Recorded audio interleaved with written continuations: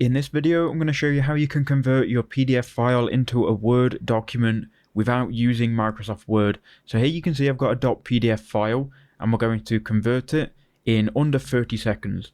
Obviously, you could open up Microsoft Word and open it inside of Word and it will convert to a Word document. But if you don't have a Microsoft Word subscription, you can just use this website. So if you go to Google and type in small PDF, you can then click on smallpdf.com. I'm not affiliated with these, but you can go ahead and use them to convert it. So click on convert at the top, then choose the file. So I'm going to choose the file that I showed you in the intro, the PDF example. Now what this is going to do is it's going to convert the PDF into a Word format. So you can choose Word, and there are two options. You've got the free version and the pro version. The free version usually does a great job, so keep it on that and click convert. And just like that, we can re-download our file as a Word document. If we were to now open this, we could now edit it in Word.